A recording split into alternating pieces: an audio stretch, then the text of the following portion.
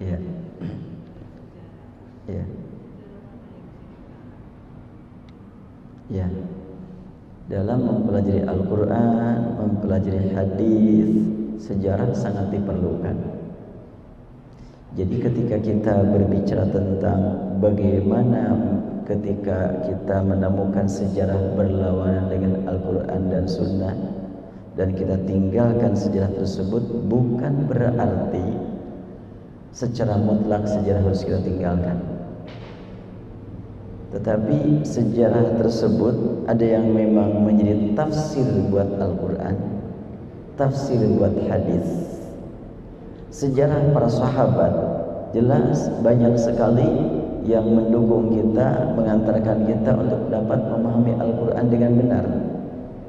Bagaimana sejarah yang dialami oleh Zaid bin Harithah, sejarah perjalanan Rasulullah waktu hijrah, itu ada dalam Al-Quran, kisah secara global tapi rinciannya dalam buku sejarah. Kemudian juga sejarah tentang Ubadah, yaitu peristiwa tentang Khawlah yang dicerai oleh suaminya. Suaminya sudah tua, sudah lemah, numpang hidup kepada istri, kemudian melakukan zihar, yang pada waktu zaman jahiliyah zihar sederajat dengan cerai. Nah, sampai turun Al-Quran, qad sami'allahu qawlan lati tujadiluka fi zawjiha.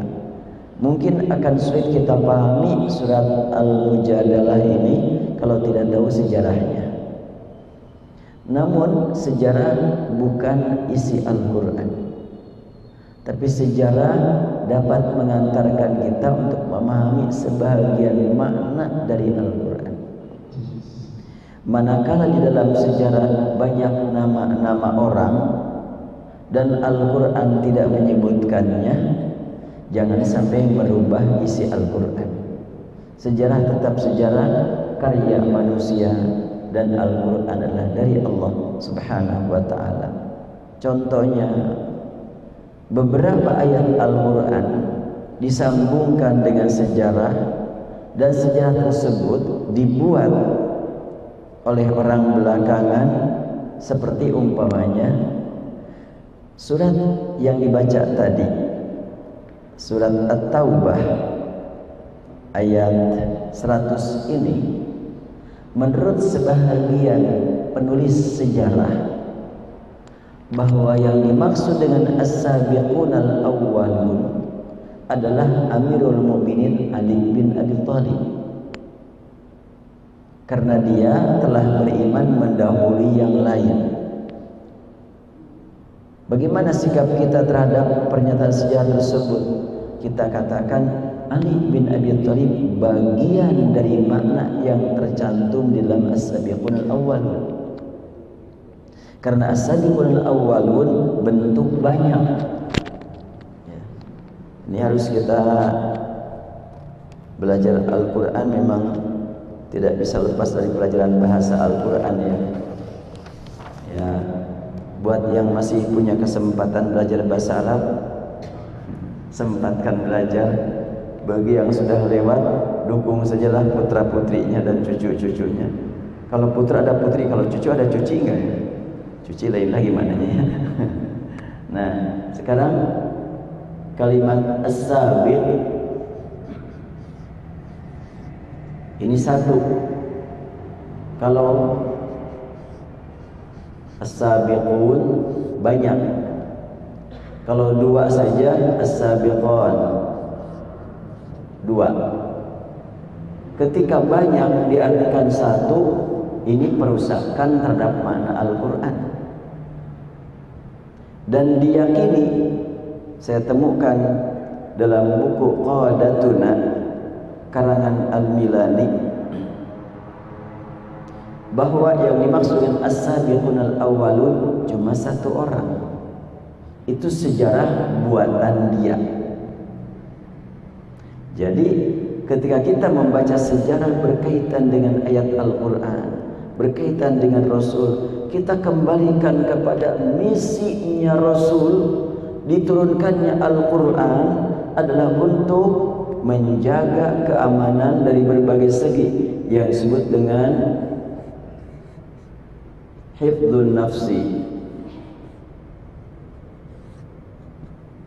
kemudian hifdzul aqli, lalu hifdzun nasal, kemudian hifdzul mal, dan yang paling utama adalah hifdzuddin. Ini adalah yang diungkap oleh Asy-Syatibi dalam buku Al-Muwafaqat. Ajaran Islam ini untuk memelihara agama, harta, keturunan, akal, dan nafs jiwa. Ketika ada sejarah yang merusak nafs sehingga mengantarkan kepada permusuhan, dan ini disebut sejarah Quran, sejarah hadis, sudahlah kita kufur sajalah pada sejarah yang begituan. Kita tolak sejarah yang seperti itu karena berlawanan dengan isi Al-Quran.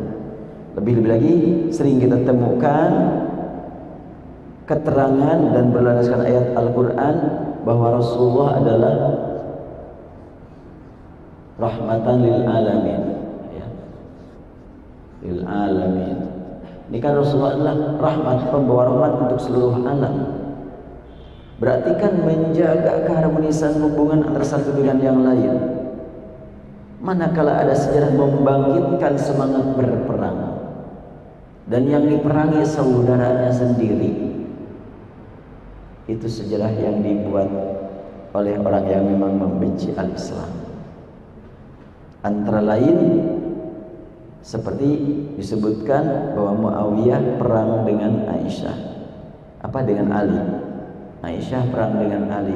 Ini nampaknya sejarah yang harus kita telusuri atau yang harus kita kritisi, atau tidak bisa menelusuri, tidak bisa mengkritisi, tolak aja lah. Karena berlawanan dengan Al-Quran, berlawanan dengan hadis Rasulullah Sallallahu Alaihi Wasallam. Ya, maka ada lagi pertanyaan lain? Ya, silahkan.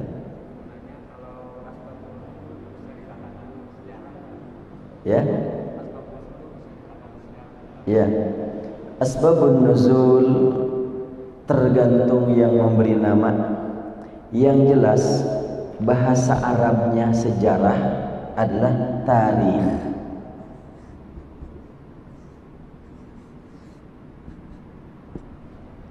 Bahasa sejarah tarikh. Dan tarikh itu berkaitan dengan penanggalan.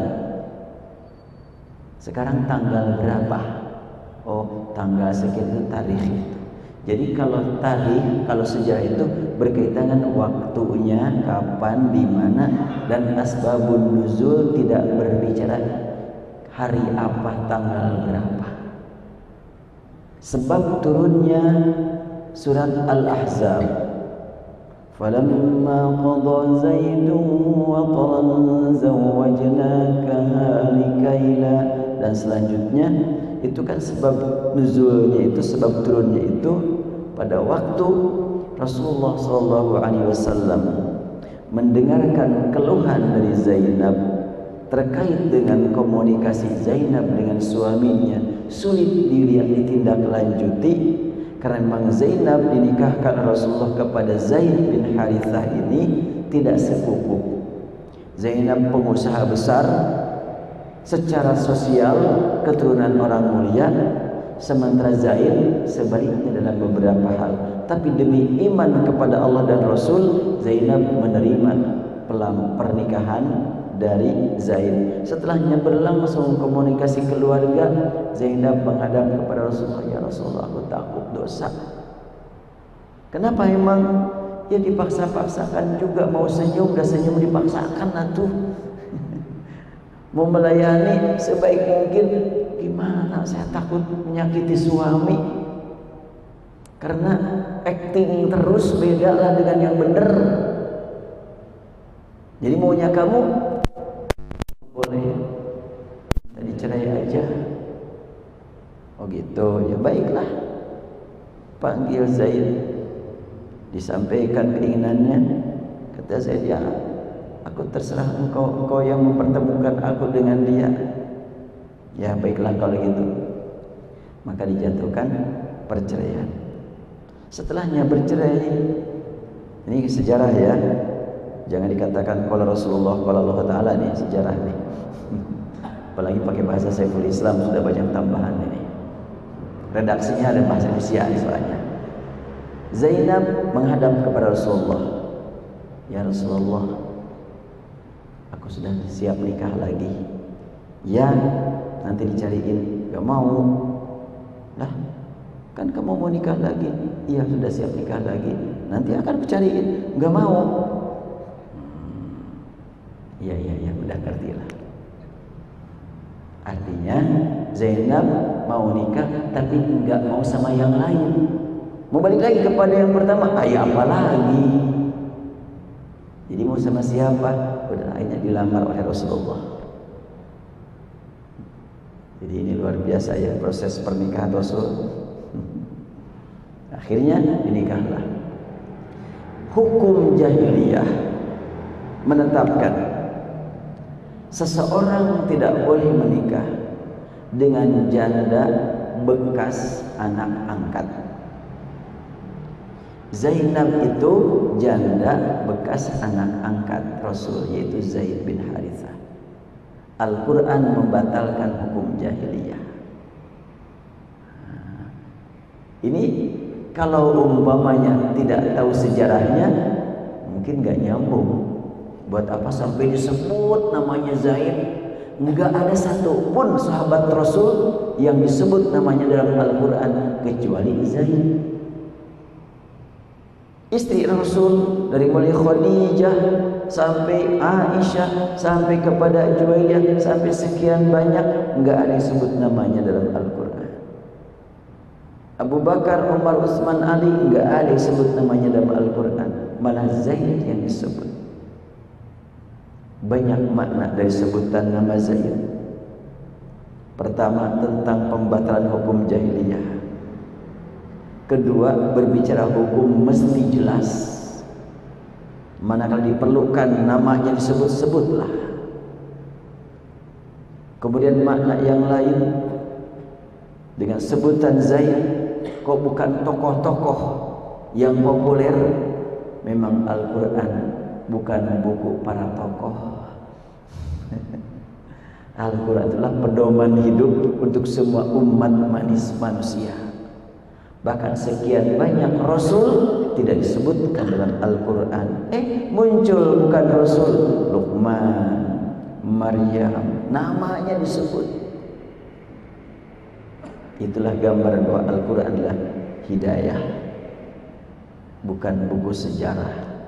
Boleh jadi ada orang membaca Al-Quran dan bertanya-tanya, di dalam surat Al-Baqarah ada peristiwa yang disebutkan dalam Al-Quran tentang Adam. Wa qulna ya Adam uskun anta wa zawjuka jannah. Adam cerita dalam surat Al-Baqarah belum sampai tuntas, diselang dulu dengan pembahasan yang lain. Nanti ketemu lagi sebutan Adam dalam surat Al-A'raf. Ditemukan lagi kata Adam dalam surat Al-Kahfi. Kok acak-acakan begini ya ceritanya ya? Enggak kayak dalam buku sejarah Pangeran Diponegoro lahir tanggal sekian bulan sekian mati sekian perjalanan ini. Nah itu buku sejarah. Quran bukan buku sejarah. Tapi Quran hidayah buat semua ahli, termasuk ahli sejarah, ahli kimia, ahli teknologi. Al-Quran hidayah buat semua pihak. Jadi kita mempelajari sejarah. Sekarang kriteria sejarah apa yang patut kita pelajari? Sejarah yang positif, yang mengantarkan persaudaraan umat, sejarah yang memberikan motivasi untuk bekerja, beramal karena Allah, kita pelajari. Sejarah yang memecah belah umat, sejarah yang memang cerita tentang para sahabat berperang, gak usahlah dijadikan pegangan. cukup mendengarkan informasi begitu selesai. Wallahu a'lam. Ya, mangga masih ada lagi? Ya, silakan. Kalau kita baca mushaf yang kita di Indonesia, Ya. pernah dengar penjelasan Ustaz tentang misalnya baca surat Yasin yang pakai qiraah yang lain gitu. Ya. Misalnya di surat Yasin ayat yang ayat Ya. bisa dibaca. Ya. Al-Quran, saya ambil contoh ini pertanyaan tentang perbandingan antara Al-Quran Mushaf Madinah dengan Mushaf Indonesia. Pernah saya perlihatkan surat Al-Baqarah umpamanya 286. Ada yang mengatakan 285, ada yang mengatakan 287 ayat surat Al-Baqarah. Isinya sama tapi nomor ayat yang berbeda. Bahkan surat Al-Waqiah, ini surat Al-Waqiah, kalau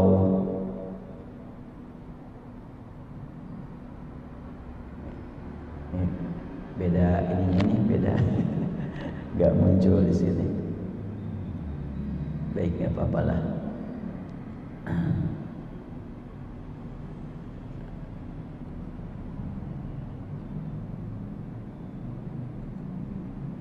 Surat Al-Waqiah saja kalau dalam dalam satu riwayat dengan riwayat yang lain terbukti sangat banyak perbedaannya.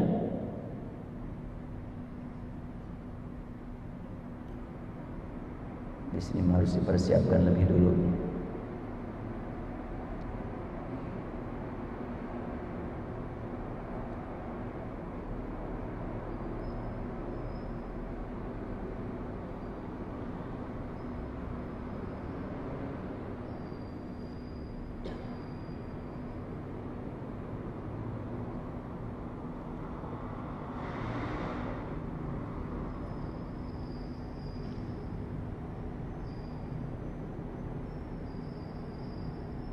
Al-Waqiah halaman berapa ya? Terus cari dulu deh. Susah. Baiklah. Langsung saja kepada pertanyaan. Tanda-tanda baca dan tanda wakaf itu hasil ijtihad para ulama. Umpamanya sekarang di dalam surat Al-Waqiah ada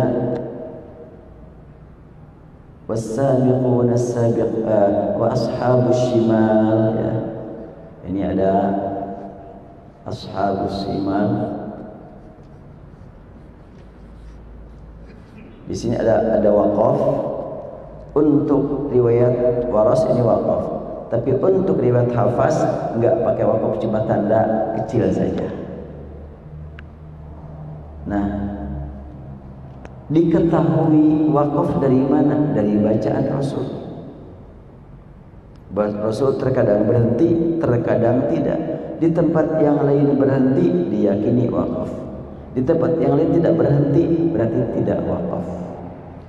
Ketika para ulama ahli Al-Quran memperhatikan makna Al-Quran, ada yang di sini enak berhenti tapi bukan akhir ayat, maka kadang-kadang dikasih tanda umpamanya jim kecil. Kadang dengan kalimat begini, atau juga ada lagi dengan kalimat ini. Dan berbagai macam lah. Ini karena dari seninya kecil ditulis kecil nih, gak kelihatan ya. Ya, jadi perbesar aja deh. Kan ada yang begini, tanda di tengah-tengah ayat, ada juga yang ini, ada ini, ada dan selanjutnya. Ini artinya al-waqfu aula, berhenti lebih baik. Ini al-waslu aula, dilanjut lebih baik. Ini jim, jaiz, boleh-boleh saja sama. Ini mujawaz, dibolehkan. Nah, ternyata tanda-tanda ini berbeda antara satu riwayat dengan riwayat yang lain. Antara lain umpamanya dalam surat Yasin saya temukan Syekh Umar Al-Qazabri ketika dia membaca surat Yasin, idza arada syai'an, harus 6 harokat daknya, idza arada syai'an an yaqula lahu kun fayakun.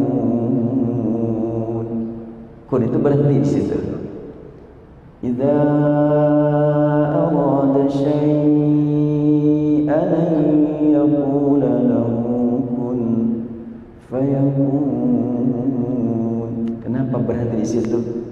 Allah itu apabila menghendaki sesuatu cukup dengan mengatakan jadilah. Berhenti di situ, maka jadi. Berarti itulah dorongan untuk tadabbur, bukan perintah untuk berhenti.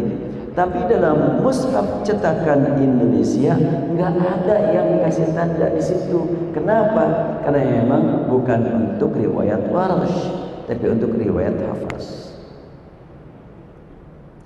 Ketika kita mencampur adukan bagaimana?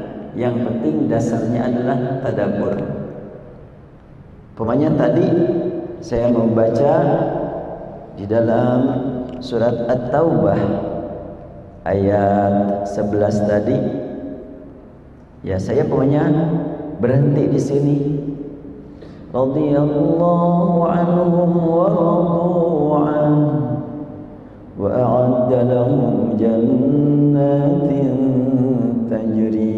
Di sini dapat kita katakan koma di sini nih. Apa artinya? Allah meridhoi mereka, mereka pun meridhoi kepada Allah, dan Allah sediakan bagi mereka surga. Kan sebetulnya maknanya nyambung, tetapi merupakan poin yang berbeda. Sehingga para ulama tajwid membagi wakaf, ada yang disebut dengan wakaf tam, ada naqis, dan lain sebagainya. Istilah-istilah itu baru semuanya, bukan dari Quran, bukan dari sunnah Rasul, tetapi istilah para ulama. Jadi ringkasnya bahwa tanda-tanda wakaf yang ada pada mushaf yang dicetak di Indonesia, jadikanlah sebagai dorongan untuk tadabbur. Apakah ada yang haram berhenti atau haram berlanjut? Istilah haram di situ jangan disamakan dengan haram syar'i. Sebagaimana wajib juga bukan wajib syar'i. Ini mad wajib ini, kalau enggak dosa tuh. Kalau dosa udah enggak usah baca Quran, takut dosa. Kan bisa begitu tuh. Tentu makna wajib di situ bukan wajib syar'i seperti wajibnya sholat, tapi wajib memperhatikan aturan baca. Dan ketika tidak diperhatikan kata wajib tersebut, tidak jadi dosa. Karena membaca Al-Quran sudah ibadah. Namun manakala merusak makna dengan sengaja, jelas dosa karena merusaknya. Tahu umpamanya bahwa panjang dan pendek itu punya makna. Sudah belajar bahasa Arab umpamanya, kalau fa'ala ini adalah pelakunya satu, kalau dua itu apa fa'ala. Sekarang sudah tahu begini, dia membaca alam tara kaifa fa'ala rabbuk. Artinya sangat berlawanan. Alam tara kaifa fa'ala rabbuka bi ashabil fil. Tidakkah kau perhatikan apa yang dilakukan oleh Rabbmu terhadap pasukan gajah? Bagaimana kalau dipanjangkan laknya? Kaifa fa'ala rabbuk. Tidakkah kau perhatikan bagaimana yang dilakukan oleh mereka berdua? Siapa mereka berdua? Robmu. Jadi Robnya ada dua, bahaya tuh. Tuhan nyari dua. Nah, sudah tahu dipakai jelas berdosa. Tapi ada yang membaca enggak tahu, mudah-mudahan diampuni kalau dia belajar. Udah enggak tahu, enggak mau belajar, dosa karena tidak belajarnya. Dosa jelas tidak belajar itu. Karena hadis menyebutkan talabul ilmi fardhah, mencari ilmu jelas adalah fardu. Baik, udah jam 8. Insyaallah kita lanjutkan kesempatan lain dan